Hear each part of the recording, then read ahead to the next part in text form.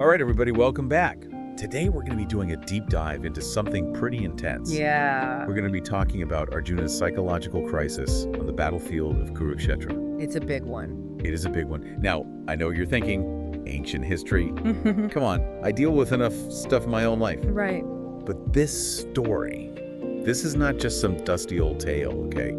This is a reflection of what we all go through. Those moments of doubt, fear, the big choices that can just completely freeze us up. We all experience this stuff. And what's so powerful about this story is, it doesn't matter what your background is. Right. It doesn't matter where you come from. This story, it just taps into those deep human experiences. It's a reminder that we all have those inner battles, even the greatest heroes, Absolutely. Okay, so set the scene for us. What exactly led up to this moment of crisis for Arjuna? So picture this. Okay. You're standing between two huge armies. Oh, wow. And a war is about to break out. A war that's going to decide the fate of your kingdom, right? Stakes are high. Stakes are super high. Now, on one side, you got your allies, your buddies. But on the other side, it's your family. Oh, no. It's your teachers, the people you've loved your whole life. This is what Arjuna is facing, this massive weight, all the responsibility, the possibility of losing everything. Yeah.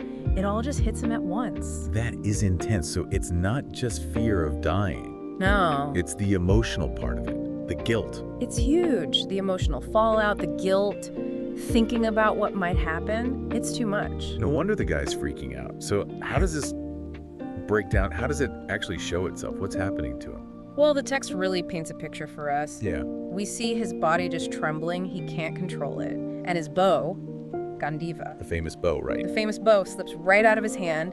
And then there's this wave of nausea. He's dizzy. It's a full-on panic attack. It's interesting you say panic attack because it makes it so relatable.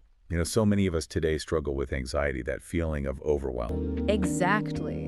And when we look closer at what caused this crisis, we see even more connections to our own lives. Like we were talking about, that fear of consequences. That's huge. Yeah. But also, Arjuna's attachment, his deep love for his family, it clouds his judgment, makes him question if he can even do what he's supposed to as a warrior. I mean, we've all been there, letting our emotions take over, even when we know, logically, we should do something else. Right, it's the head versus the heart. And for Arjuna, this conflict, it even becomes an identity crisis. Oh, interesting. Explain that.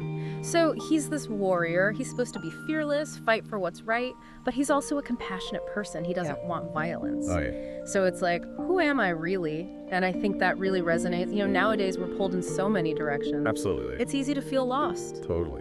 And when we're stuck in that conflict, we can overthink things. Oh, big time. Arjuna gets caught in this spiral of doubts, what ifs. His mind won't stop, and it makes him unable to act. He's paralyzed. Yeah, stuck in his head, fear and uncertainty taking over. Wow. So we have Arjuna, this legendary warrior, brought down by what's happening inside. It's heavy stuff, but there's more to the story, right? Thankfully, yes. Right in the middle of this despair, there's a glimmer of hope, and it comes in the form of Krishna. Okay, Krishna, Arjuna's charioteer, but also... his spiritual guide, his mentor. So he steps in when things are really bad. He does, and the guidance that Krishna gives, it's surprising how relevant it still is. Thousands of years later. I know, right? And one of the first things he talks about is how important it is to ask for help. Okay. Just like Arjuna turns to Krishna, we need to find those sources of wisdom in our lives too, That's good advice. Mentors, therapists, people we trust who can give us a new perspective. Exactly. It's like admitting you need help, it's actually really brave. It is. And besides that, Krishna talks a lot about fear and attachment. How fear comes from obsessing over what might happen. Oh, the what ifs, letting go of control. But that's easier said than done. For sure. But Krishna gets practical. He tells Arjuna to focus on doing his duty. Right here, right now. Not worrying so much about what might come later. Act with integrity, even when you're unsure. It's about doing what you need to do without getting hung up on the results. Like when he reminds Arjuna that his duty is to fight for what's right no matter who's on the other side, detachment doesn't mean you don't care. It means you can act with purpose, even in the middle of chaos. That's deep. It is. It's like, yeah, if you're always stressing about the future, you'll never fully be present.